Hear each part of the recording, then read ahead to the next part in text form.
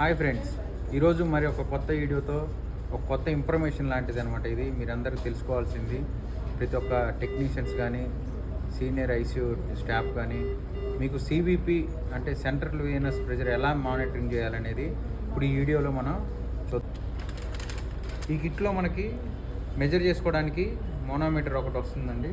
దాంతోపాటు మనకి PMO line లాంటిది ఒక ఐవి లైన్ ఒకటి వస్తుంది.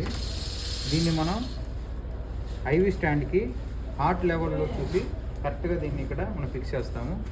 అది ఎలాగో చూపిస్తాను. 500 mNSకి మనం ఐవి సెట్ ఒకటి కనెక్ట్ చేసుకొని దీన్ని ఇక్కడ ఉన్న పోర్ట్లో పెట్టాలండి, ఇటువైపు. తర్వాత వాళ్ళు ఇచ్చిన ఈ యొక్క ఎక్స్టెన్షన్ లైన్ని మనం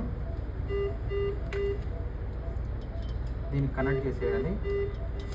కనెక్ట్ చేసేసి ముందు దీంట్లో ఉన్న ఎయిర్ని అనేది మనం కంప్లీట్గా తీసేయాలి, ఎందుకంటే సెంట్రల్ లైన్ కాబట్టి వెళ్ళేది.